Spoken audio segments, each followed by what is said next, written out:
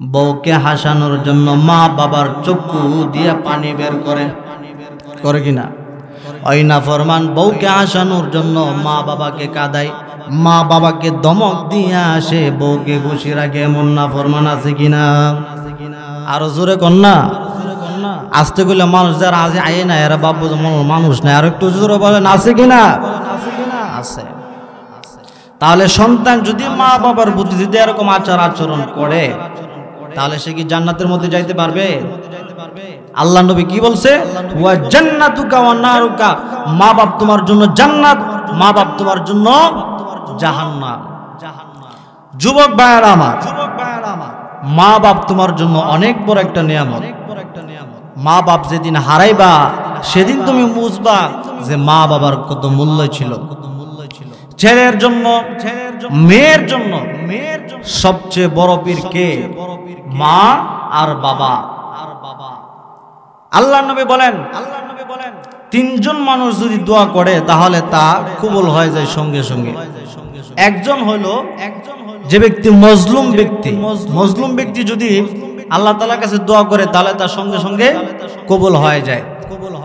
দ্বিতীয় নম্বর হলো মুসাফির ব্যক্তি, ওই মুসাফির ব্যক্তি যদি আবার দোয়া করে আল্লাহ তাআলার কাছে কি হয়ে যায়? কবুল হয়ে যায়।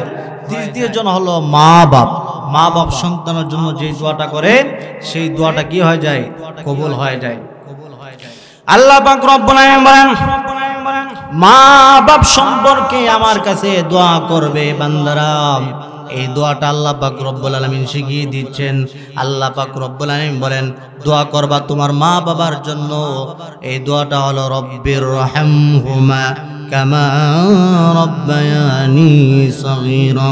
সকলে পড়েন, রব্বির রহমহুমা কামা রব্বায়ানি সগীরা।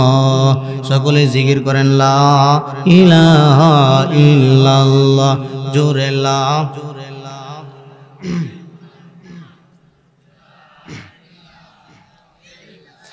লা ইলাহা ইল্লাল্লাহু মুহাম্মাদুর রাসূলুল্লাহ সাল্লাল্লাহু আলাইহি ওয়াসাল্লাম। আল্লাহ তাআলা বলেন, মা বাপ সম্পর্কে আমার কাছে দোয়া করবে বান্দারা। এই দোয়াটা আল্লাহ তাআলা শিখিয়ে দিচ্ছেন। আল্লাহ পাক রব্বুল আলামিন বলেন, ওয়া ওয়াসাইনাল ইনসানা বিওয়ালিদাইহি ইহসানা হামালাতুহু উম্মুহু কুরহা ওয়া ওয়াদাআতুহু কুরহা। আল্লাহ পাক রব্বুল আলামিন বলেন, আমি পৃথিবীর সমস্ত মানব মণ্ডলীকে উপদেশ দিয়ে দিয়েছি, তোমরা তোমার মা বাপকে শুরুরি আনফুসিনা ওয়া মিন সাইয়্যাতি আ'মালিনা মান ইয়াহদিহিল্লাহু ফালা মুদিল্লা লাহু ومن يضلله فلا هادي له ونشهد أن لا إله إلا الله وحده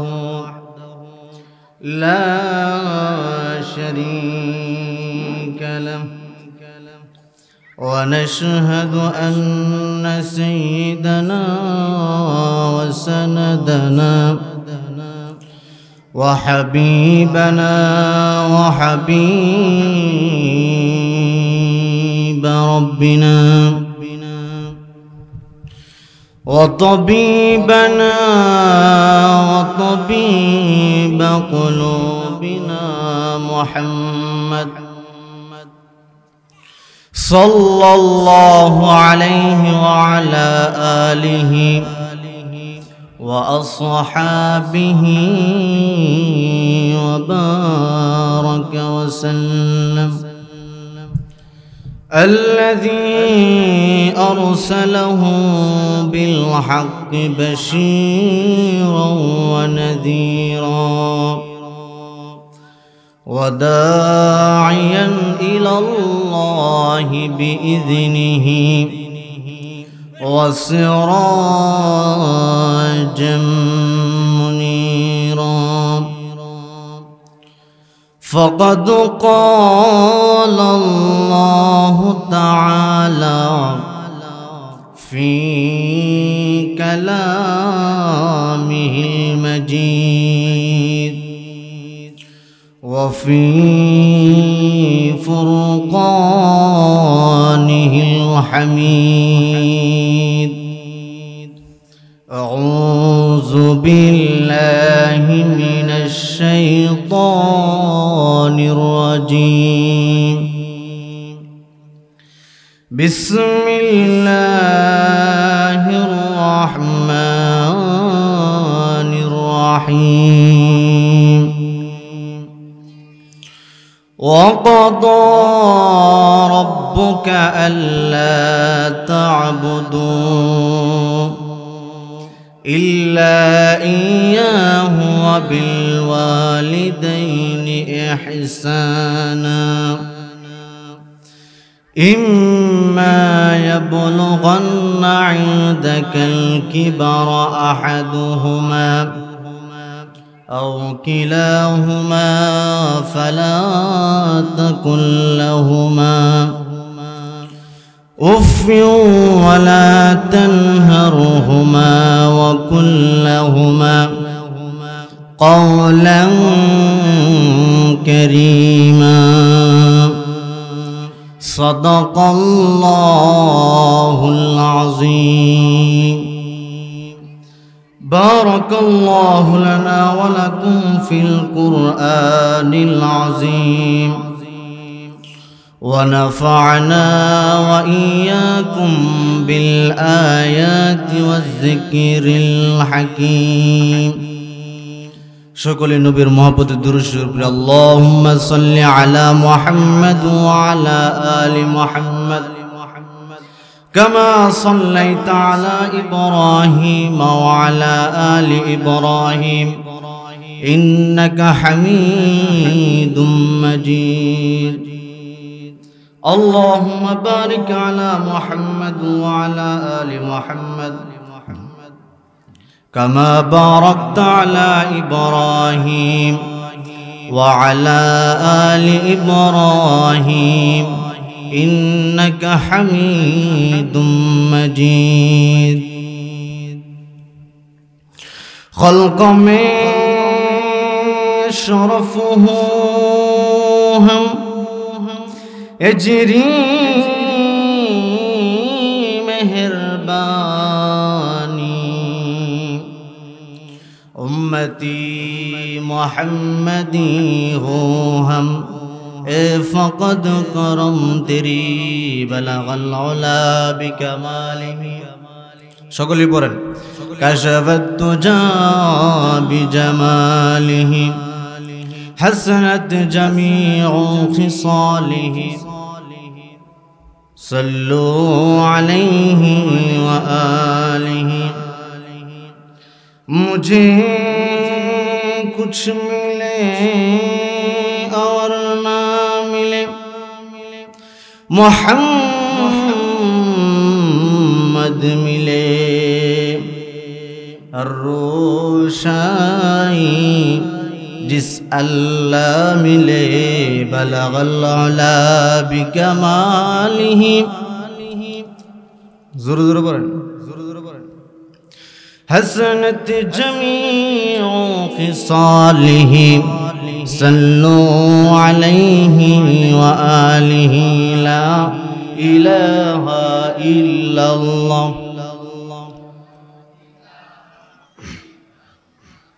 لا إله إلا الله لا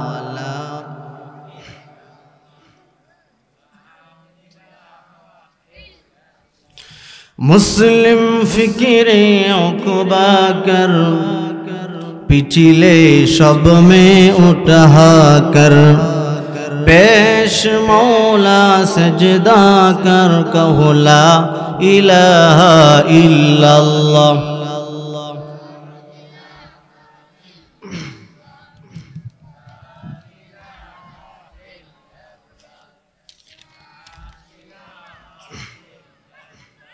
لا إله إلا الله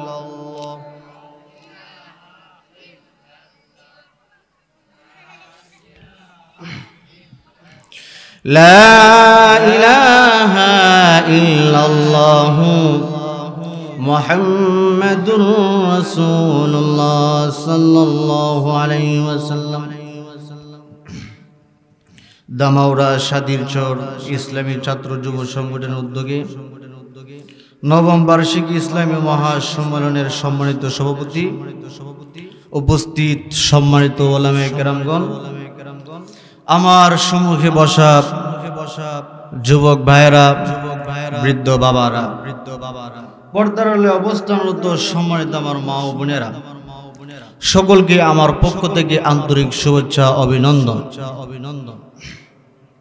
আল্লাহ রাব্বুল আলামিনের দরবারে লাখো কোটি শুকরিয়া যে মহান আল্লাহ তাআলা আমাদেরকে সুস্থতার সহিত দ্বীনি মজলিসে কোরআনের মাহফিলে আসার বসার তৌফিক দান করলেন। এই জন্য আমরা সকলেই বলি আলহামদুলিল্লাহ। আল্লাহ তাআলা আমাদেরকে তৌফিক দিয়েছেন বিধায় আমরা আজকের এই মাহফিলে আসতে পেরেছি। তিনি যদি আমাদেরকে আসতে তৌফিক না দিতেন তাহলে আমরা কেউ আসতে পারতাম না। এত বড় গ্রাম, অথচ এই গ্রামের মানুষই আসতে পারছে না। আমার সামনে বসা অন্যান্য গ্রামের লোক আছে, কিন্তু এই গ্রামের লোক মাহফিলের আশেপাশে অনেক লোক ঘোরাফেরা করতেছে, আসতে পারে নাই। কারণ আল্লাহ তাকে আসার মতো তৌফিক দেন নাই। আল্লাহ তাআলা আমাদেরকে পছন্দ করছেন বিধায় আমরা কোরআনের মাহফিলে আসতে পারছি। এই জন্য আমরা সকলেই বলি আলহামদুলিল্লাহ। আল্লাহ যাকে ভালোবাসে, আল্লাহ যাকে মহব্বত করে, ওই সমস্ত বান্দাদেরকে আল্লাহ তাআলা দ্বীনের কাজ করার সুযোগ করে দেন। আল্লাহ তাআলা যাদেরকে ভালোবাসেন তাদেরকে তিনি দ্বীনের কাজ করার সুযোগ করে দেন। একটা কথা সবসময় মনে রাখবেন, যদি কোনো ভালো কাজ করেন অথবা ভালো কাজের শরীক হতে পারে, বুঝবেন আল্লাহ আপনাকে পছন্দ করছে। এটাই বাস্তবতা। এক বুজুর্গকে এক শয়তান প্রশ্ন করছে যে আপনি যে তো কষ্ট করে ইবাদত বন্দেগী করেন, এগুলো কি কবুল হয় আপনি কি জানেন? বুজুর্গ উত্তর দিছে, আমি যে এত কষ্ট করে ইবাদত বন্দেগী করি, এগুলো যে আসলে কবুল হয় আমি তো জানি না। শয়তানে বলে, তাহলে এত কষ্ট করে ইবাদত বন্দেগী করো, নামাজ রোজা পড়ো, কবুল হয় না, তাহলে ফিরে লাভ কি? ফিরো না। ওই বুজুর্গ চিন্তা করলে এই সমস্ত কথাবার্তা তো কোনো ভালো মানুষের কথা না, এটা তো একটা শয়তানি। ওই বুজুর্গ বলে, আমার ইবাদত কবুল হয় কি না হয় এটা আমি জানি না, তবে কবুল যে হয় এর কিছু লক্ষণ আছে। কি আছে? লক্ষণ আছে। লক্ষণটা হইল, আমারে যদি মালিকের পছন্দই না হতো, আমারে যদি আল্লাহর বালাই না লাগতো, তাহলে আল্লাহ তাআলা আমাকে বারবার তার ঘরে মসজিদে যাওয়ার সুযোগ করে দিত না। আল্লাহর যদি আমার পছন্দই না হতো, আমাকে যদি মালিকের পছন্দই না হতো, তাহলে আমাকে ভালো কাজ করার সুযোগ করে দিত না। আমাকে দ্বীনের মজলিসে এসে বসার সুযোগ দিত না। বোঝা গেল মালিক আমার কি করে? পছন্দ করে, ভালোবাসে। মালিক যেহেতু আমাকে ভালোবাসে, সেই জন্য আমি বারবার মসজিদে গিয়ে নামাজ পড়তে পারি, ভালো কাজে শরীক হতে পারি, দ্বীনের মজলিসে এসে বসতে পারি। বোঝা গেল আমার আল্লাহর পছন্দ হয়েছে। আর আমার যেহেতু আল্লাহর পছন্দ হয়েছে, বোঝা গেল আমার ইবাদত বন্দেগী গুলো কবুল হওয়ার লক্ষণ। সুবহানাল্লাহ কইতেন না? তাহলে আমরা যে নামাজ রোজা পড়ি, মাঝে মধ্যে এরকম প্রশ্ন হয় কিনা, পড়ি যে কবুল হয়নি, এই সন্দেহ দূর হয়েছে কিনা? দূর হয়েছে। মনে রাখবেন, আল্লাহ আমাদেরকে পছন্দ করে বিধায় আমরা ভালো কাজ করতে পারি, আর আমাদের ইবাদত বন্দেগীগুলো আল্লাহ তাআলা কবুল করেন। কোরআন হাদিসের কথা যাদের কানে যায়, সে যদি শোয়াতে থাকে, বসাতে থাকে, আড্ডায় থাকে, তাহলে সেখান থেকে বের হয়ে আসতে বাধ্য, যদি তার ভিতরে ঈমানি জজবা থাকে। যেমন গর্তের ভিতরে যদি বিষাক্ত সাপ থাকে, আর যদি বিনবাসী বাজানো হয়, তাহলে গর্তের ভিতরে থেকে সাপ উঠে আসতে কি বাধ্য। তো এক সাপুরি গর্তের কাছে গিয়ে খুব বাঁশি বাজাইছে, কিন্তু গর্তের থেকে তো সাপ তো উঠে আসে না।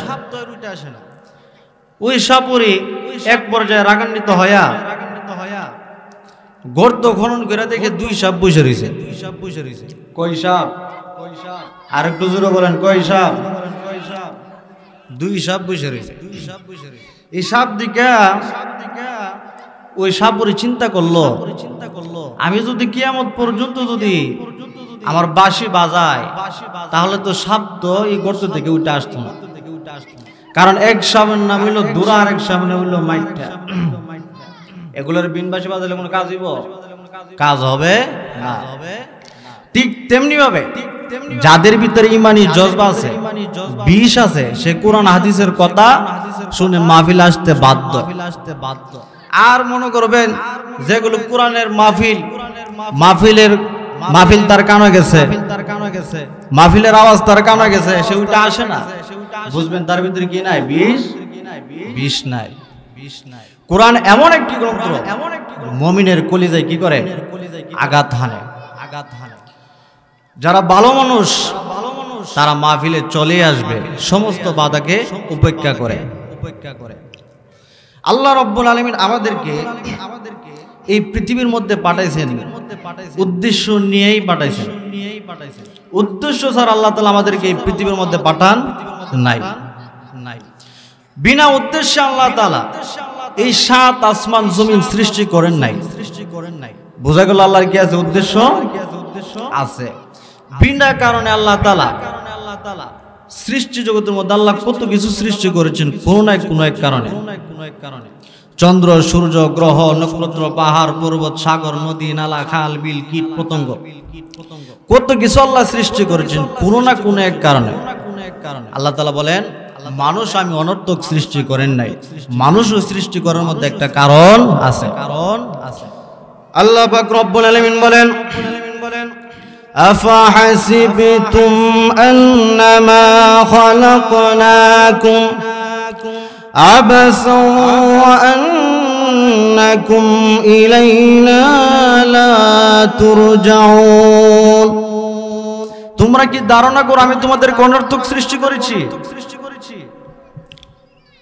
তোমরা কি আমার কাছে ফিরে আসতে হবে না? আমাদেরকে অবশ্যই আল্লাহর কাছে কি যেতে হবে? ফিরে যেতে হবে।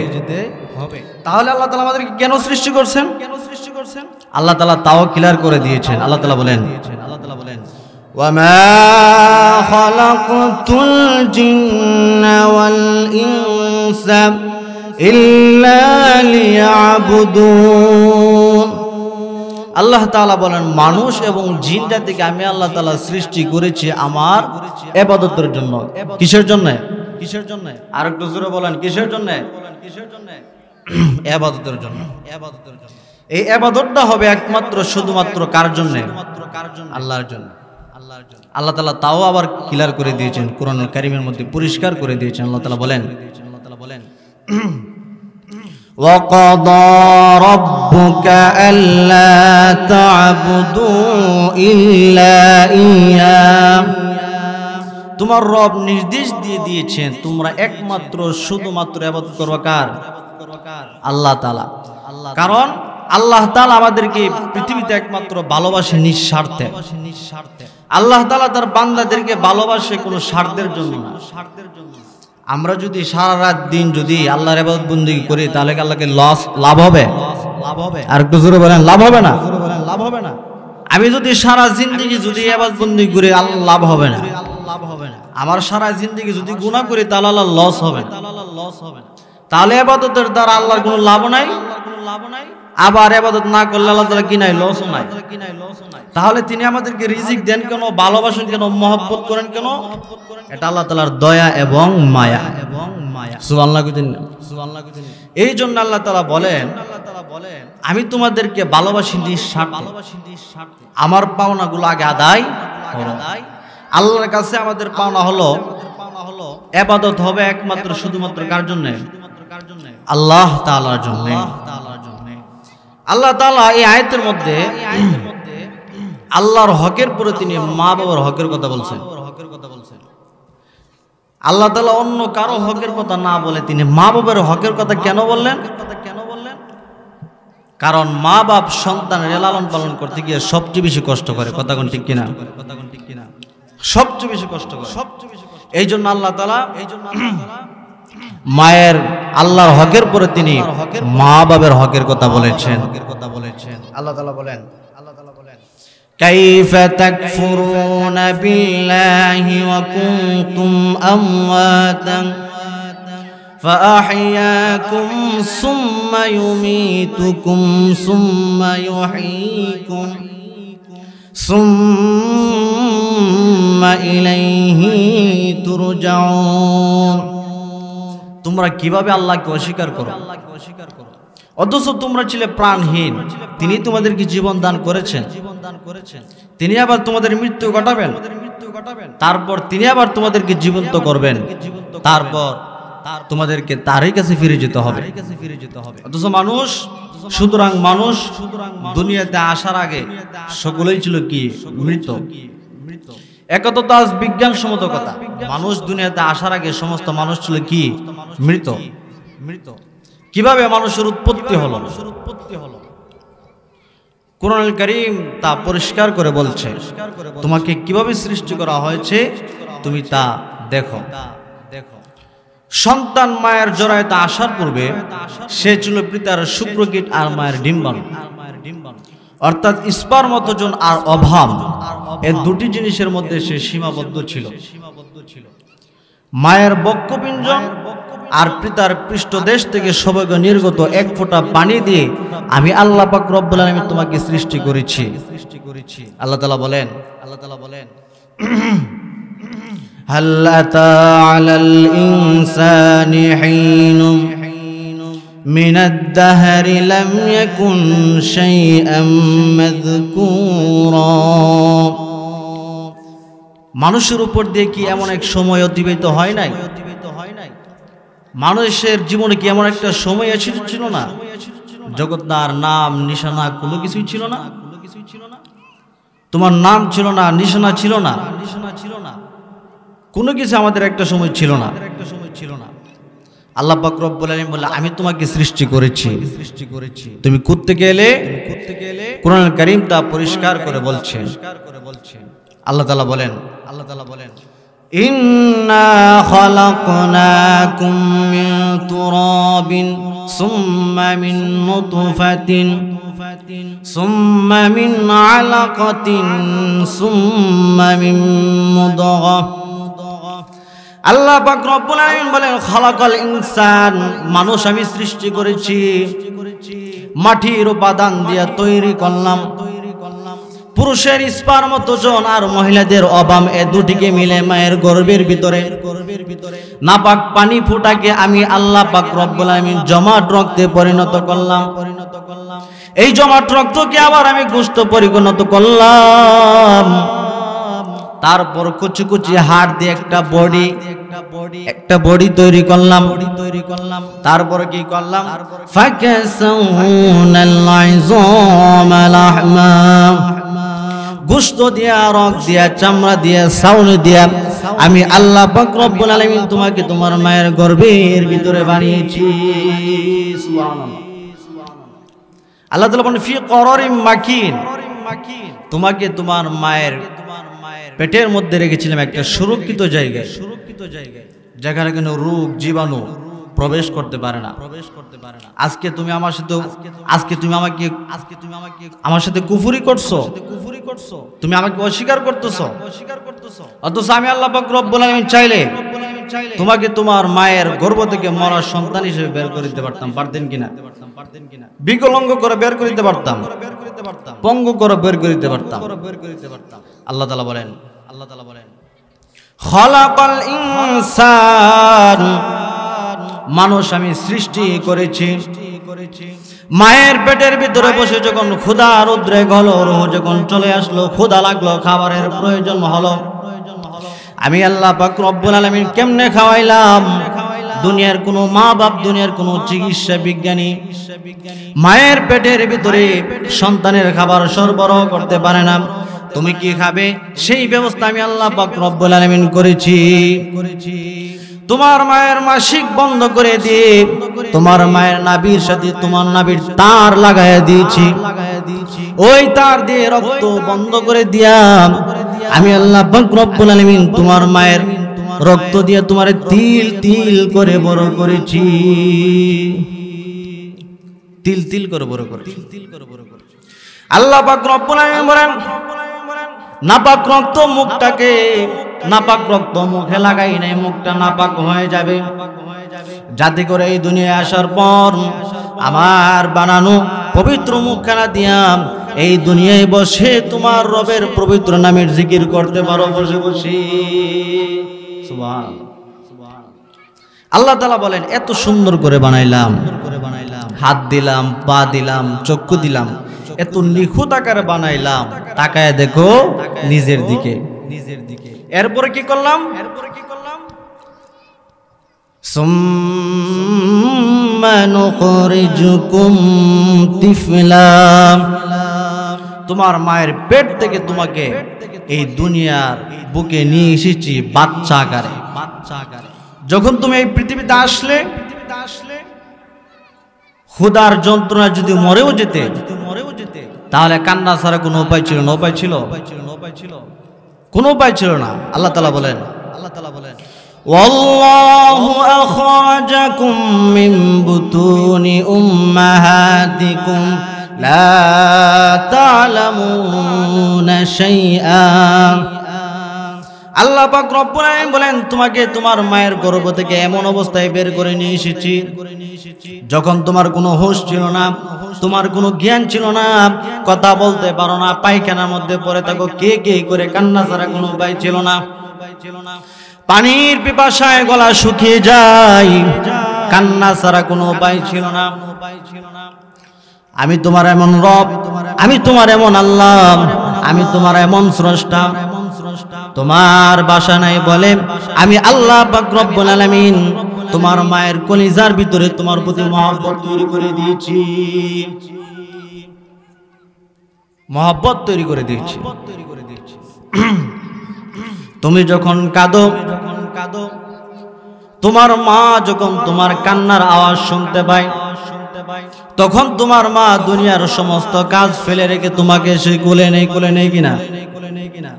সন্তান যখন কাঁদে, মা যদি শুনতে পারে, তাহলে সমস্ত কাজ ফালায়া মা সন্তানকে সে কোলে নেই। আল্লাহ পাক রব্বুল আলামিন বলে, বান্দারে দুনিয়াতে আসার পর তুমি কি খাবে সেই ব্যবস্থা আমি আল্লাহ পাক রব্বুল আলামিন করেছি। আল্লাহ পাক রব্বুল আলামিন বলেন, তুমি কি খাবে সেই ব্যবস্থা আমি আল্লাহ পাক রব্বুল আলামিন করেছি। দুনিয়ার কোনো মানুষ করে নাই। আল্লাহ পাক রব্বুল আলামিন বলেন, তুমি দুনিয়াতে আসার 6 মাস আগে আমি আল্লাহ পাক রব্বুল আলামিন তোমার খাদ্য রিজার্ভ করে, তোমার মায়ের বুকের উপরে তোমার খাদ্য রিজার্ভ করে আমি আল্লাহ পাক রব্বুল আলামিন রেখে দিয়েছি। আর একটু জোরে বলেন সুবহানাল্লাহ। এজন্য মায়ের দুধটা সন্তানের জন্য সমস্ত রোগের প্রতিষেধক। আজকে বিজ্ঞানীরা বলে যে মায়ের দুধটা সন্তানের জন্য এমন উপকারী, এর তুলনা অন্য কোনো কিছু হতে পারে না। আজকে দেখা যায় অনেক মা আছে তার সন্তানদেরকে দুধ খাওয়ান না নিজের শরীর স্বাস্থ্য ভালো রাখার জন্য, আছে কিনা? এটা অত্যন্ত বড় নির্মম কাজ। মা সন্তানকে যত বেশি দুধ খাওয়াবে তত বেশি সন্তানের প্রতি মায়ের ভালোবাসা মহব্বত সৃষ্টি হবে। আজকে দেখা যায় সন্তান মাকে মা বলে ডাকে না, বাবাকে সম্মান করে না, ভালোবাসে না। এর একটা মাত্র কারণটা হলো ওই সন্তান যখন দুনিয়াতে আসলো, আসার পরে কাজের বাড়ির বুয়া রাখে ওই সন্তানকে বড় করে, আর বাজারের দুধ আছে এই দুধ খাওয়ায়া বড় করে, আর মা বাপ চাকরি করে শহরের মধ্যে এগুলা হয়। এই জন্য ছোটবেলায় মা বাপ সন্তানকে কি করে না, ভালোবাসে না। এই জন্য সন্তানও বড় হওয়ার পর মা বাবাকে কি করে না, চিনে না। মা সন্তানকে যত বেশি দুধ খাওয়াবে তত বেশি মায়ের প্রতি মহব্বত তৈরি হবে, ভালোবাসা সৃষ্টি হবে। আল্লাহ পাক রব্বুল আলামিন বলেন, খালাকাল ইনসান, মানুষ আমি সৃষ্টি করেছি আর তার সমস্ত প্রয়োজন মিটিয়ে দিয়েছি। তার খাবারের সমস্ত প্রয়োজন আমি আল্লাহ পাক রব্বুল আলামিন মিটিয়ে দিয়েছি। দুধটাকে ঘন করে নাই, হজম করতে পারবে না বলে এই জন্য দুধটাকে সামান্য পাতলা করে দিয়েছি। এই দুধের মধ্যে আবার সামান্য মিষ্টি দিয়ে দিয়েছি। দুধের বুটার মধ্যে একটা ছিদ্র দিলে চুষা মারলে অনেকগুলো দুধ বের হয়ে এসে তোমার কচি কণ্ঠ বন্ধ হয়ে যেত, গলাটা আটকে যেত, তুমি শ্বাস নিতে পারতে না। এই জন্য আমি আল্লাহ পাক রব্বুল আলামিন তোমার মায়ের স্তনের বুটটার মধ্যে সূক্ষ্ম সূক্ষ্ম 32টা ছিদ্র দিয়া আস্তে করে দুধ বার করে আমি আল্লাহ পাক রব্বুল আলামিন তোমার জীবন বাঁচাইছি। আল্লাহ তাআলা বলেন খবরদার সেই মা সাথে কিন্তু নাফরমানি করিও না। আল্লাহ তাআলা বলেন যে সুন্দরী বউ পায়া মা বাপকে কিন্তু বলে যেও না। আল্লাহ তাআলা বলেন মা বাবার সাথে কি করো? সৎ ব্যবহার করো। আমরা সকলে একটু জিকির করি লা ইলাহা ইল্লাল্লাহ।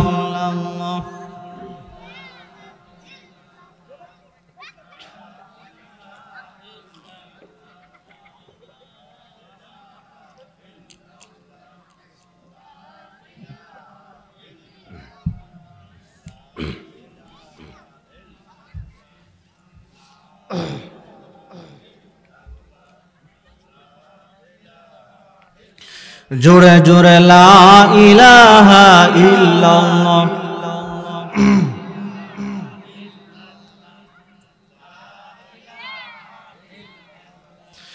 লা ইলাহা ইল্লাল্লাহ।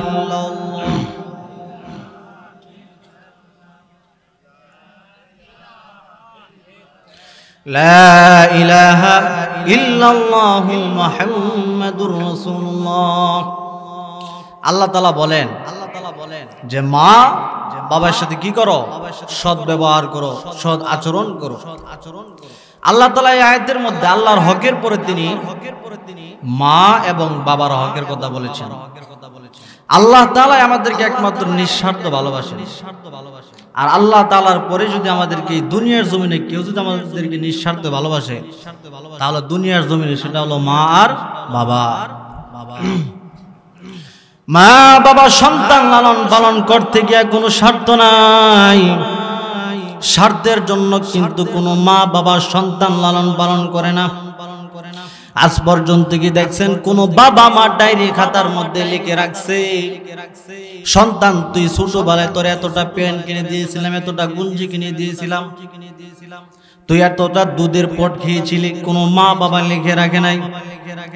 যদি খাল পাড়ি দিতে হয় আমি আমার সন্তানকে নিয়ে খাল পাড়ি দিছি। আজকে আমার সন্তানের শরীরের মধ্যে শক্তি আছে গো নবী, আমার সন্তান আমার খেদমত করতে গিয়ে বিরক্ত বোধ হয়। ওগো নবীজি এখানে শেষ নয়। একটা সময় সে ফকির ছিল, তার কোনো টাকা পয়সা ছিল না। সে আমার নিকট যা চাইছে আমি তার সমস্ত চাহিদা পূরণ করছি আনন্দের সাথে। আমি তার কোনো আবদার ফিরায় দেই নাই।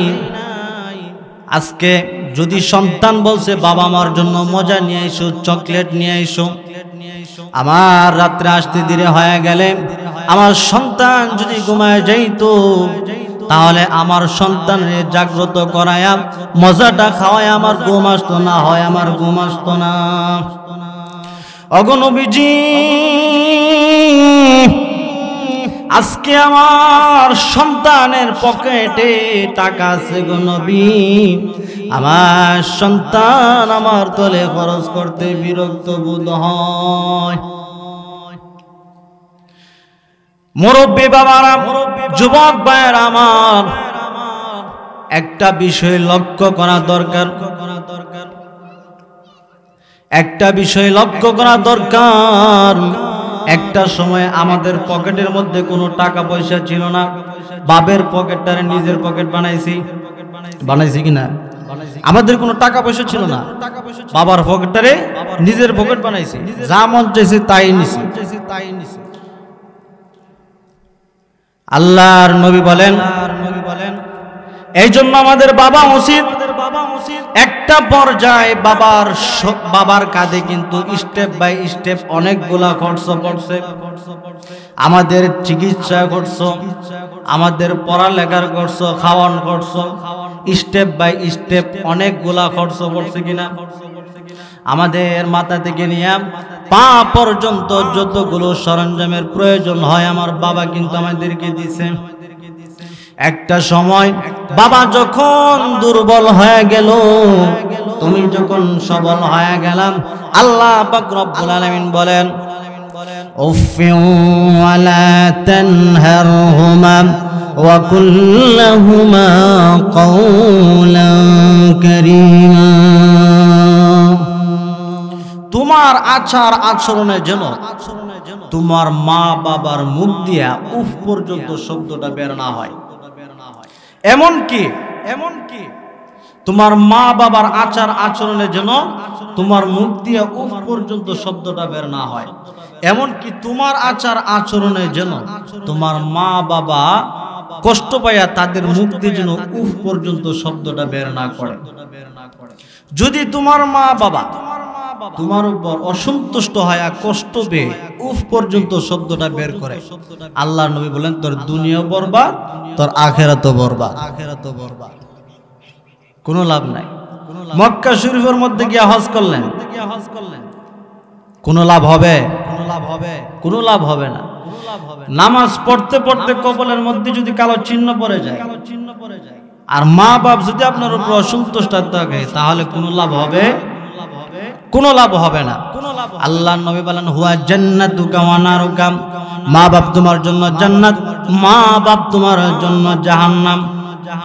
মা বাপ তোমার উপর যদি সন্তুষ্ট থাকে তাহলে তুমি জান্নাতের মধ্যে যাইবা, আর মা বাপ যদি তোমার উপর অসন্তুষ্ট থাকে তাহলে তুমি জাহান্নামের মধ্যে যাইবা। মা বাপ অসন্তুষ্ট থাকলে কোথায় যাইব? জাহান্নামের মধ্যে যাইব। আজকে আমাদের দেশ বড় উন্নত দেশের মধ্যে এখন যত শিক্ষিত হয় তত শিক্ষিত বাড়তে বাড়তে বাড়তে বাড়তে বৃদ্ধাশ্রম বাড়তেছে। বৃদ্ধাশ্রমের বৃদ্ধের যদি প্রশ্ন করা হয় আপনার সন্তান কি করে, আমার সন্তান তো ইঞ্জিনিয়ার, আমার সন্তান তো ব্যারিস্টার।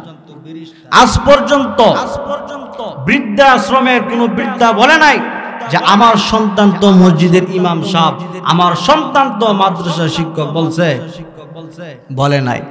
এই জন্য সন্তানকে দ্বীনি শিক্ষায় শিক্ষিত করবেন।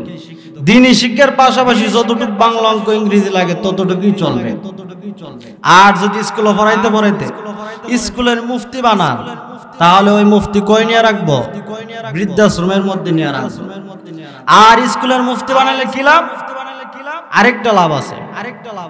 মসজিদের ইমাম সাহেব নামাজ পড়বে এক সিস্টেমে, আর ওই স্কুলের মুফতি নামাজ পড়বে আরেক সিস্টেমে। আর বলবো বুখারী শরীফের হাদিস আছে, ওই ইমাম সাহেব কি 13-14 বছর পড়ালেখা করে কি বুখারী শরীফের হাদিস কি চিনছিল না? চিনছিল কিনা? তাহলে বেয়াদব হবে। স্কুলে পড়াইলে আর দ্বীনি শিক্ষা যদি না থাকে তাহলে কি হবে? বেয়াদব হবে। এই জন্য মাদ্রাসায় পড়াবেন সন্তানকে। মাদ্রাসায় পড়ানোর পাশাপাশি যতটুকু বাংলা অঙ্ক ইংরেজি লাগে ততটুকুই যথেষ্ট। আচ্ছা বলেন, আজ পর্যন্ত কোন আলেমকে না খায় মারা গেছে? না খায় মারা গেছে মনে নাকি? আসতে বলেন না খায় মারা গেছে। আলেম ওলামারা আরো বেশি শান্তিতে চলে। চালাই কে? আল্লাহ পাক রব্বুল আলামিন চালায়।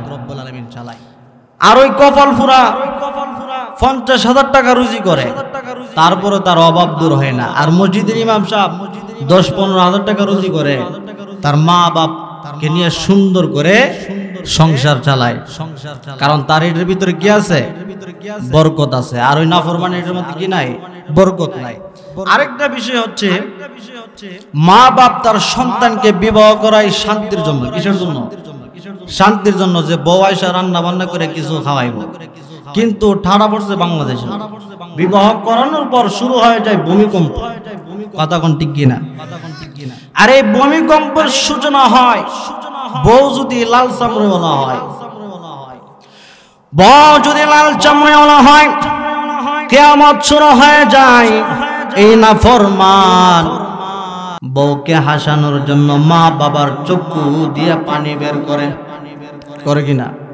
ওই নাফরমান বউকে হাসানোর জন্য মা বাবাকে কাঁদায়, মা বাবাকে দমক দিয়ে আসে, বউকে খুশি রাখে। এমন নাফরমান আছে কিনা? আরো জোরে কন্যা, আসতে গেলে মানুষ যারা আজ আয় না, এরা বাবু মানুষ না। আর একটু জোরে বলেন, আছে কিনা? আছে। তাহলে সন্তান যদি মা বাবার প্রতি যদি এরকম আচরণ করে, তাহলে সে কি জান্নাতের মধ্যে যাইতে পারবে? আল্লাহ নবী কি বলছে? ওয়া জান্নাতুকা ওয়া নারুকা, মা বাপ তোমার জন্য জান্নাত, মা বাপ তোমার জন্য জাহান্নাম। যুবক ভাইয়েরা আমার, মা বাপ তোমার জন্য অনেক বড় একটা নিয়ামত। মা বাপ যেদিন হারাইবা সেদিন তুমি বুঝবা যে মা বাবার কত মূল্য ছিল।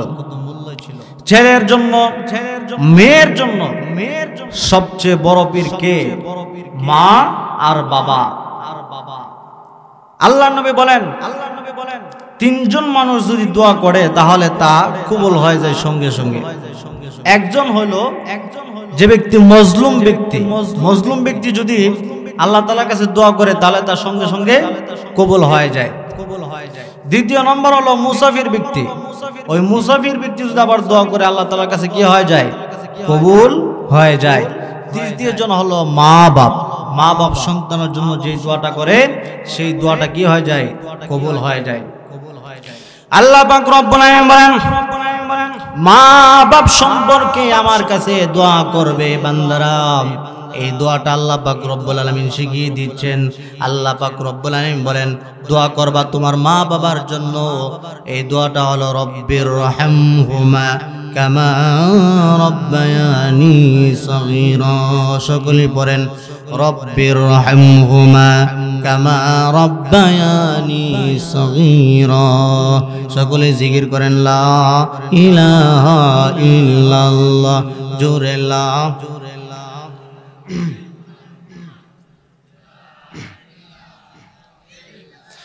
লা ইলাহা ইল্লাল্লাহু মুহাম্মাদুর রাসূলুল্লাহ সাল্লাল্লাহু আলাইহি ওয়াসাল্লাম।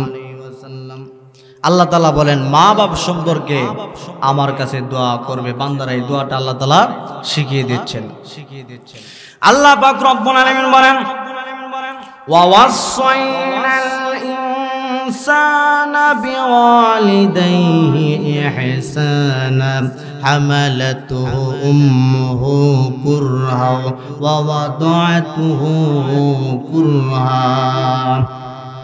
আল্লাহ পাক রব্বুল আলামিন বলেন, আমি পৃথিবীর সমস্ত মানব মণ্ডলীকে উপদেশ দিয়ে দিয়েছি, তোমরা তোমার মা বাপকে সম্মান করো, মা বাপকে ভালোবাসো, কারণ তোমার মা তোমাকে অতি কষ্টের সাথে গর্ভধারণ করেছে।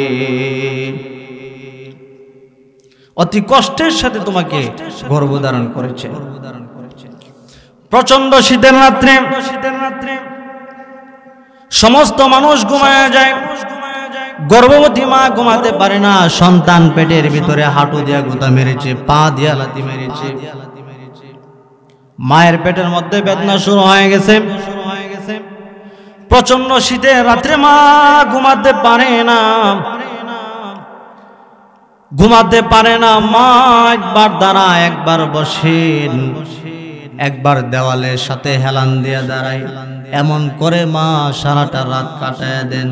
আবার দিনের বেলায় সারাদিন সংসারের জন্য কাজ কর্ম করেন, সংসারের জন্য রান্না বান্না করেন, সকলকে খাওয়ায়। মা শেষের দিকে যখন খেতে গেলেন, ক্ষুধা নিয়ে বসলেন, মা খাবার খাবে, এমন সময় সন্তান পেটের ভিতরে হাঁটু দিয়া গোতা মেরেছে, পা দিয়া লাথি মেরেছে। মায়ের পেটের ভিতরে বেদনা শুরু হয়ে গেছে, মা খেতে পারলেন না। মা খাবারের তাড়াটা সরায়া দিয়া দাঁড়ালেন, বসলেন, চোখের পানি চারলেন। এমন করে একটা দুইটা দিন নয় রে যুবক ভাই, 10টা মাস পর্যন্ত মা সন্তানটারে পেটের মধ্যে নিয়ে নড়াচড়া করলেন, চলাফেরা করলেন। একটা জীবন্ত মানুষ আর একটা জীবন্ত মানুষকে নিয়ে চলাফেরা করলেন, নড়াচড়া করলেন। কিতাবের মধ্যে এসেছে এসেছে সন্তানের নড়াচড়ার কারণে মা রাতের বেলায় ঘুমাতে পারে না, এই জন্য রাতভর ইবাদত বন্দেগী করলে যেই পরিমাণ সওয়াব হতো সেই পরিমাণ সওয়াব আল্লাহ তাআলা মায়ের আমলনামায় লিখে দেন। একটা জবানও বন্ধ রাখবেন না, বলেন সুবহানাল্লাহ। সন্তান পেটে থাকার কারণে মা পেট ভরে খেতে পারে না, ক্ষুধায় কষ্ট করে মা। এই জন্য 10 মাস ধরে রোজা রাখলে যেই পরিমাণ সওয়াব হতো সেই পরিমাণ সওয়াব আল্লাহ পাক রব্বুল আলামিন মায়ের আমলনামায় লিখে দেন। সুবহানাল্লাহ। 10 মাস কেটে গেল, ডেলিভারির সময় চলে আসলো। মা সন্তান ডেলিভারি হবে, মায়ের মনে ভয়, মায়ের মনে চিন্তা, সন্তান ডেলিভারি হবে, না জানি মরে যাই নাকি, না জানি অপারেশন লাগে নাকি, চিন্তায় মা খেতে পারে না, মুখটা শুকায় যায়। কি হবে, সন্তান ডেলিভারি হবে, মরে যায় নাকি, না জানি আবার অপারেশন লাগে নাকি। ডেলিভারির সময় চলে আসলো, মা বাবার কাছ থেকে, তার মা বাবার কাছ থেকে বিদায় নিয়ে এলো, স্বামীর কাছ থেকে বিদায় নিয়ে এলো। ডেলিভারি প্রেন শুরু হয়ে গেল, মা চলে গেলেন সুতিকা গৃহে। বেদনা শুরু হয়ে গেল, এক একটা বেদনা যেন মায়ের মৃত্যু যন্ত্রণা শুরু হয়ে যায়। এমন যন্ত্রণা, প্রসব বেদনা দুনিয়ার ভুক্তভোগী মা ছাড়া আর কেউ জানে না। কথা কোন ঠিক কিনা? এমন কষ্টের ভিতর দিয়া মা যখন একটা সন্তান প্রসব করল, জিহাদের ময়দানের মতো মা রক্তাক্ত হয়ে গেল। আল্লাহ পাক রব্বুল আলামিন বলেন, সন্তান যখন ডেলিভারি হয়ে যায় আমি আল্লাহ পাক রব্বুল আলামিন মায়ের মনে এই ফিলিংস তৈরি করে দেই, দেখ কি হয়েছে। মা তখন দেখতে চাই কি হয়েছে। মায়ের কলিজার নারী ছেঁড়া 32টি মায়ের কলিজার নারী ছেঁড়া 32টি যন্ত্রণার সন্তান যখন মায়ের চোখের সামনে আসে, মা যখন তার ছেলের দিকে তাকায়, মা যখন তার মেয়ের মুখের দিকে তাকায়, আল্লাহ পাক রব্বুল আলামিন বলে 10 মাস পেটে ধরার কষ্ট আর ডেলিভারির সব কষ্ট আমি আল্লাহ পাক রব্বুল আলামিন মায়ের মন থেকে মুছে ফেলে দেই। আল্লাহ তাআলা বলেন, খবরদার সেই মা বাবার সাথে কি করবা না, নাফরমানি করবা না। মা বাবার সাথে নাফরমানি করলে কি হবে? সব শেষ। কি হয়ে যাবে? সব শেষ হয়ে যাবে। হুজুর সাল্লাল্লাহু আলাইহি সাল্লামকে এক সাহাবী প্রশ্ন করলেন, হুজুর খেদমত করব কার? আল্লাহ নবী বললেন, তোমার মায়ের। ওই সাহাবী আবার প্রশ্ন করলেন, কার খেদমত করব? বলে তোমার মায়ের। তারপর কার? বলে তোমার মায়ের। তারপর কার? তোমার বাবার। তোমার বাবা থেকে তোমার মায়ের গুণ 3 গুণ বেশি মর্যাদা আল্লাহ পাক রব্বুল আলামিন দিয়েছেন। সুবহানাল্লাহ। আজকে কিছু নাস্তিক, কিছু বেঈমানেরা তারা বলে যে নারীর অধিকার ইসলাম দেয় নাই। নারীর অধিকার ইসলাম দেয় নাই, তুই কে দিয়েছে? তুই নাস্তিক দিছ? নারীর অধিকার দিয়েছে ইসলাম, নারীর অধিকার দিয়েছে আল কোরআন। কথা বলেন ঠিক কিনা? হুজুর সাল্লাল্লাহু আলাইহি সাল্লাম মসজিদে নববীর মধ্যে বসা এক বৃদ্ধা মহিলা প্রবেশ করলেন। আল্লাহর নবী, বিশ্ব নবী রাহমাতুল লিল আলামিন ওই বৃদ্ধা মহিলা দেখে তিনি দাঁড়ায় গেলেন। ওই বৃদ্ধা মহিলা যখন আল্লাহর নবীর কাছে গেলেন, আল্লাহর নবীর শরীরের চাদরটা ওই মহিলার জন্য বিছায় দিলেন। ওই বুড়ো মহিলা ওই চাদরের মধ্যে বসলেন। আল্লাহর নবী রাহমাতুল লিল আলামিন ওই বৃদ্ধ মহিলার সাথে কথাবার্তা বললেন। ওই বৃদ্ধা মহিলা যখন চলে যাবেন, আল্লাহর নবী আবার তিনি দাঁড়ায় গেলেন। ওই বৃদ্ধা মহিলা চলে গেলেন। সাহাবায়ে কেরাম প্রশ্ন করল, ইয়া রাসূলুল্লাহ, আমরা তো এই বৃদ্ধা মহিলাকে বিশ্ব নবী একজন বৃদ্ধা মহিলার জন্য একবার দাঁড়া একবার বসেন আর গায়ের চাদর খুলে দিলেন বসার জন্য। আমরা বড়ই আশ্চর্যান্বিত হলাম, কিছুই বুঝলাম না। আল্লাহর নবী বলেন, সাহাবীরা তোমরা চিনতে পারো নাই, এই বুড়ো মহিলা হচ্ছে আমার তিনি হচ্ছেন আমার দুধমা হালিমাতুস সাদিয়া। আমার জীবনে আমার মায়ের দুধ আমার জীবনে তেমন কিসমতে হয় নাই, যার দুধ খেয়ে বড় হয়েছি, যার কোলে কাকে চড়ে বড় হয়েছি, তিনি হলেন আমার সেই দুধমা হযরত হালিমাতুস সাদিয়া। আমার সেই দুধমা হালিমাতুস সাদিয়া। নবী করিম সাল্লাল্লাহু আলাইহি ওয়াসাল্লাম নিজে মায়ের সম্মান দিয়েছেন। আপনারা তো পীর বুজুর্গ আলেম ওলামাদেরকে তো হাদিয়া তো দেন, আপনারা দেন, কোনো সমস্যা নাই। হাদিয়া দেওয়া সুন্নাত, আবার হাদিয়া নেওয়া কি সুন্নাত। হাদিয়া দেন, কোনো সমস্যা নাই। কিন্তু আমি বলতে চাই, পীর বুজুর্গ আলেম ওলামাদেরকে হাদিয়া দিয়ে আল্লাহর না যত খুশি, আল্লাহর না যতটুকু খুশি করতে পারবেন, বাজার থেকে ফল এনে নিজের হাতে কেটে মাকে খাওয়াই দিলে আল্লাহর আরশ খুশি হয়ে যাবে। আল্লাহর আরশ খুশি হয়ে যাবে। মা যদি তোমার জন্য একটু দোয়া করে, তাহলে তোমার জীবনই পরিবর্তন হয়ে যাবে। হযরত বাইজিদ বুস্তামি ছোট্ট বাচ্চা ছেলে, গভীর রাত্রে মা অসুস্থ, পানির পিপাসায় জেগে উঠেছেন। মা বললেন, বাইজিদ আমাকে একটু পানি দাও। বাইজিদ ঘরের মধ্যে পানি না পেয়ে বাইরে পানির জন্য দৌড়াদৌড়ি করলেন, বাইরেও কোথাও পানি পেলেন না। হযরতে বাইজিদ বুস্তামি ছোট্ট বাচ্চা ছেলে অনেক দূর থেকে পানি নিয়ে এসে দেখলেন মা ঘুমায় গেছে। বাইজিদ পানি নিয়ে দাঁড়ানো, পুষ মাস মাঘ মাসের শীতের রাত, শরীর শীতে তরতর করে কাঁপতেছে। ফজরের সময় মার ঘুম ভেঙে গেছে। মা তাকায় দেখলেন বাইজিদ হাতের মধ্যে পানি নিয়ে দাঁড়ানো, শীতে তরতর করে কাঁপতেছে। বাইজিদের মা বাইজিদকে জিজ্ঞেস করলেন, বাইজিদ তুমি পানিটা রেখে ঘুমাও নাই কেন? বাইজিদ তুমি দাঁড়ায় রইলে কেন? ছোট্ট বাচ্চা ছেলে বাইজিদ বললেন, মা গভীর রাত্রে তুমি আমার কাছে পানি চেয়েছিলে, আমি সঠিক সময় তোমাকে পানি দিতে পারি নাই, অনেক দূর থেকে পানি আনতে হয়েছে।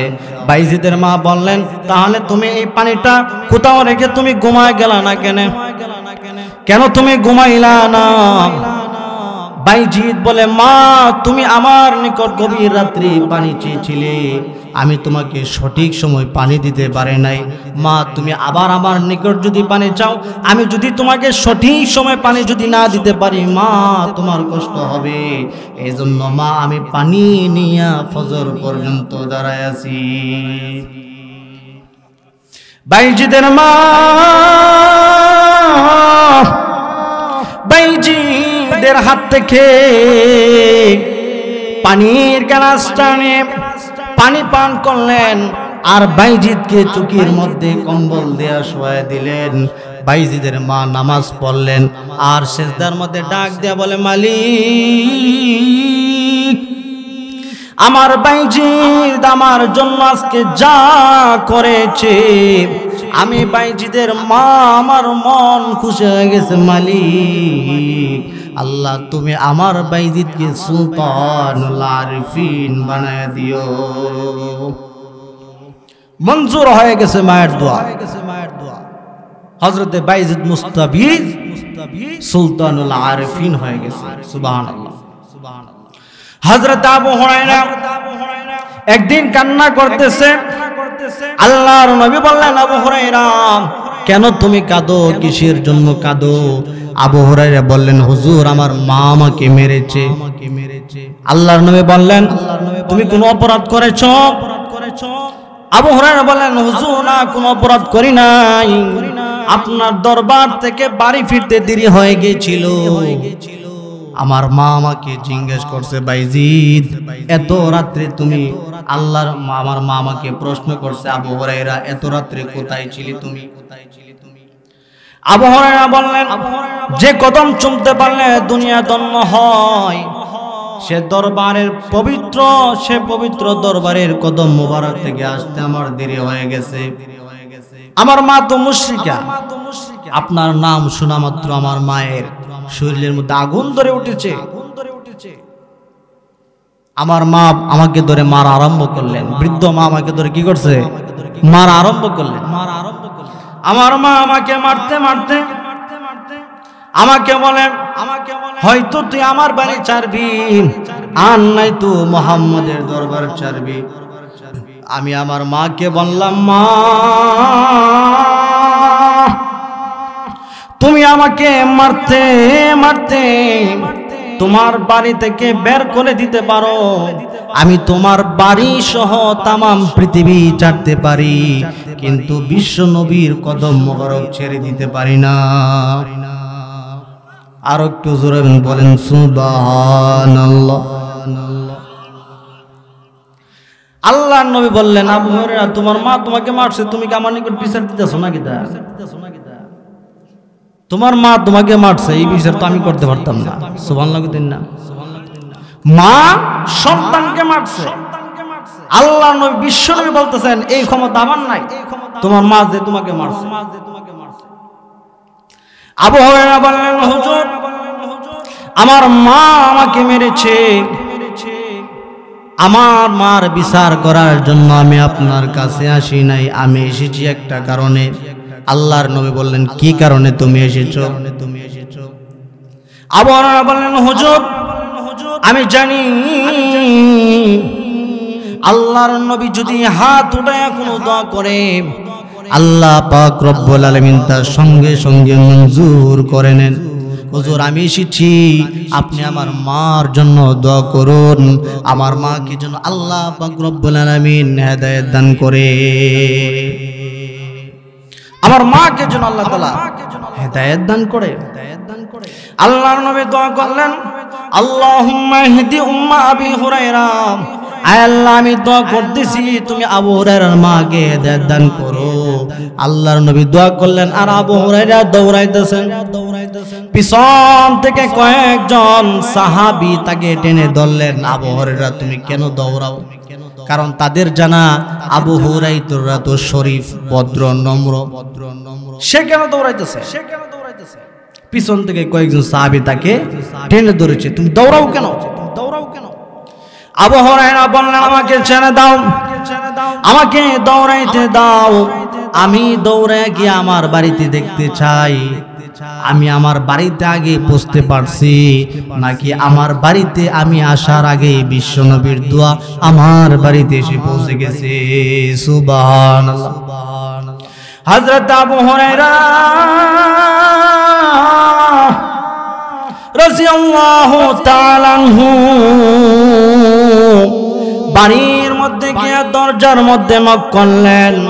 ভিতর থেকে মা বললেন, কে? আবু হুরায়রা বললেন, মা আমি তোমার আবু হুরায়রা ফিরে এসেছি। মা বললেন, আবু হুরায়রা তুমি একটু দাঁড়াও, কিছুক্ষণ পরে দরজা খুলতেছি। আবু হুরায়রা রাদিয়াল্লাহু তাআলা আনহু বলেন, আমি আমার মায়ের গলার আওয়াজের মধ্যে শিরকিয়াতের কর্কশের আওয়াজ পেলাম না, আমি আমার মায়ের গলার আওয়াজের মধ্যে তাওহীদের গন্ধ পেলাম, তাওহীদের গন্ধ পেলাম।